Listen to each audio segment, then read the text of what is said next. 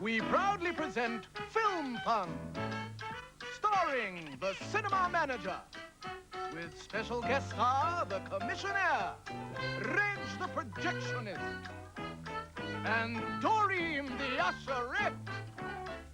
Oh, and Derek Griffiths. Hello.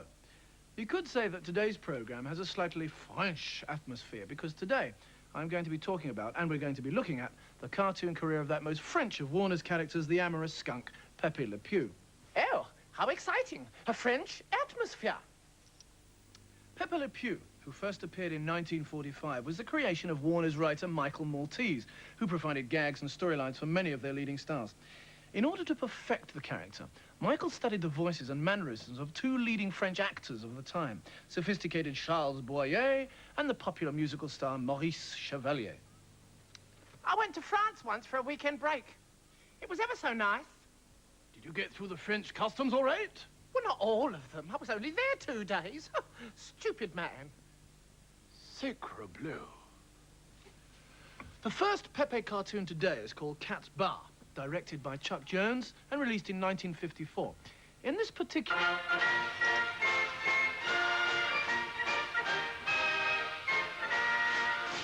Bonjour, mesdames et messieurs.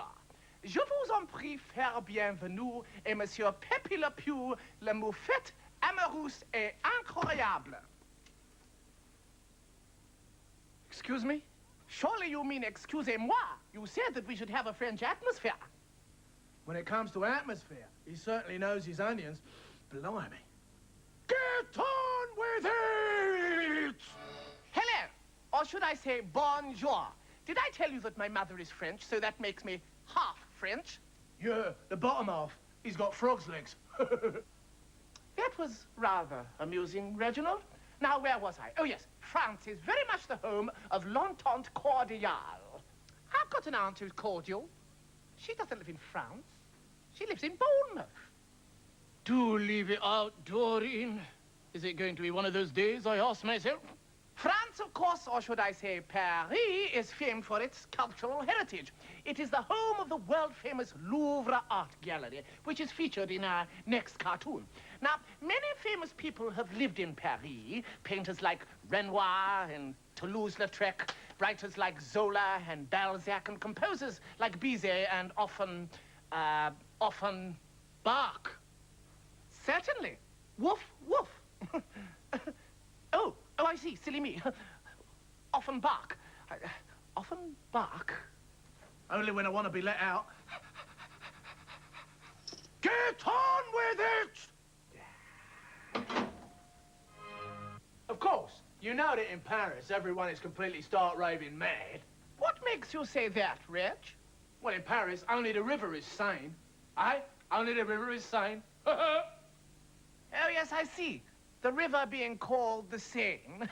Therefore, the play on words, Seine being sane. It's a joke. Oh, very good, Reginald. Good grief.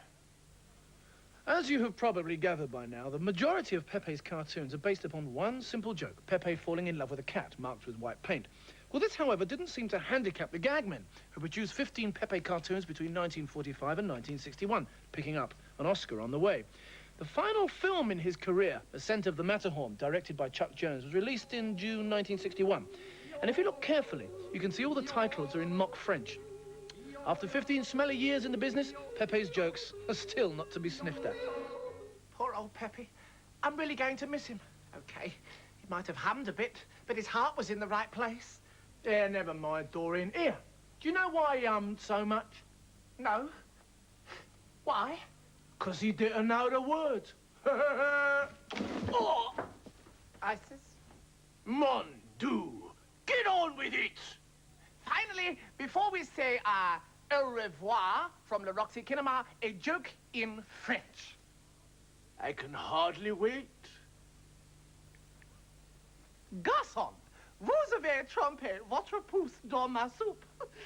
Ne vous inquiétez pas, monsieur. brulante.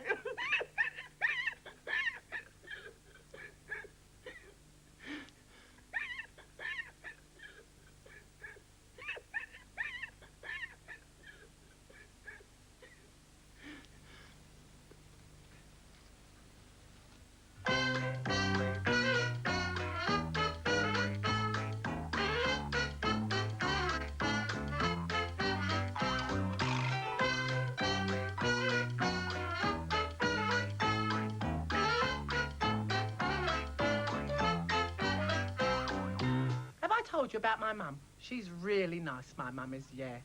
Last week she had a rather nasty accident ironing the curtains. She fell out the window. Silly, really. Oh, do leave it out, Doreen. Here. Have you heard about the bloke that crossed a man-eating lion with a parrot? Well, now he's got an animal that'll bite your leg off and say, thanks a lot afterwards. Take it or leave it. I had an officer like him in my platoon, you know. One day he was up in this helicopter, so I got him on the radio to ask him his height and position. And he said 5'9" and sitting in the front. Anyway, it's time for me to lie down. I think I've deserved it. It has been, as I suspected, one of those days. Toodaloo.